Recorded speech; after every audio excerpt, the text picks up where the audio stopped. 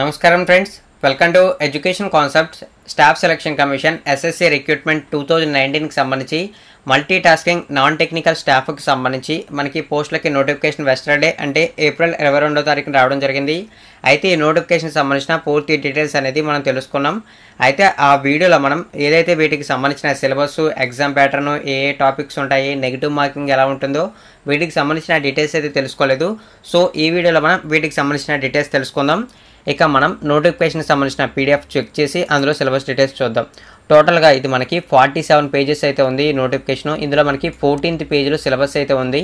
అక్కడికైతే నేను డైరెక్ట్ అయితే స్క్రోల్ చేస్తున్నాను. మనం 14th పేజ్కి అయితే వచ్చేసాం. మనకి చూసుకుంటే ఎస్ఎస్సికి సంబంధించి టైర్ 1, టైర్ 2కి సంబంధించి ఎగ్జామ్స్ ఉంటాయి. ఇక్కడ మనకి టైర్ 1 పేపర్ 1 అని మెన్షన్ చేశారు. ఇది మనకి కంప్యూటర్ బేస్డ్ టెస్ట్ అయితే ఉంటుంది, అదైతే గుర్తుంచుకోండి. ఇక్కడ చూసుకున్నట్లయితే మొత్తం మనకి 4 సెక్షన్లుగా విడుదల చేశారు, అంటే 4 పార్ట్లుగా డివైడ్ అయితే చేశారు. ఇందులో చూసుకుంటే మనకి జనరల్ ఇంగ్లీషు, దీనికి సంబంధించి 25 questions 25 marks, general intelligence and reasoning సంబంధించి 25 questions 25 marks, numerical aptitude 25 questions 25 marks, ఫైనల్గా జనరల్ అవేర్నెస్ 25 క్వశ్చన్స్ 25 మార్క్స్. టోటల్గా మనకి చూసుకుంటే 90 మినిట్స్ టైం అయితే ఇస్తారు. అదేవిధంగా ఎవరైతే పర్సన్ విత్ డిజేబిలిటీ క్యాండిడేట్స్ ఉంటారో వీరికి 120 మినిట్స్ అంటే 2 అవర్స్ టైం అయితే ఇస్తారు. అదైతే గుర్తుంచుకోండి. మనకి చూసుకుంటే ఈచ్ రాంగ్ ఆన్సర్కి 0.25 అనేది నెగిటివ్ మార్కింగ్గా మెన్షన్ చేశారు. ఇదైతే మీరు క్లియర్గా చూసుకోవచ్చు. ఇక్కడ మనకి పేపర్ 1లోనే క్లియర్గా కనపడుతుంది. ఇక నెక్స్ట్ చూసుకుంటే మనకి పేపర్ 2, ఇందులో మనకి డిస్క్రిప్టివ్ టైప్లో ఎగ్జామ్ అయితే ఉంటుంది.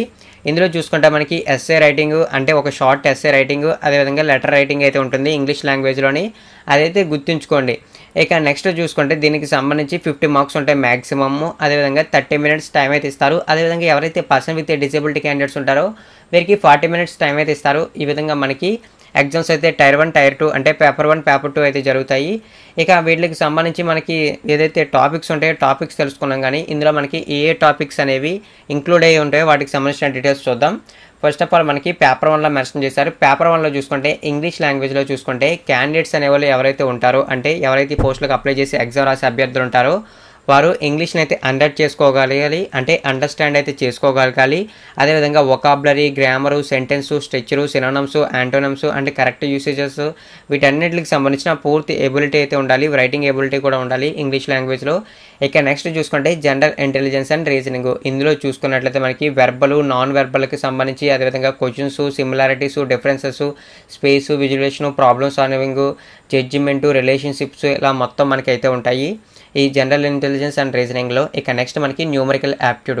ఈ న్యూమరికల్ యాప్టిట్యూడ్లో చూసుకుంటే మ్యాథ్స్కి సంబంధించి అయితే ఉంటాయి. ఇందులో చూసుకుంటే నెంబర్ సిస్టము, అదేవిధంగా చూసుకుంటే numbers, decimals, fractions, relationship between numbers and fundamentals, arithmetics, operations, percentages, ratio, prepositions, averages, interest, profit, loss, discount, usages, tables, graphs, measurements, times and distance, ratio and time and work వీటిలన్నిటికి సంబంధించి numerical యాప్టిట్యూడ్లో ఉంటాయి. ఇక ఫైనల్గా మనకి general awareness.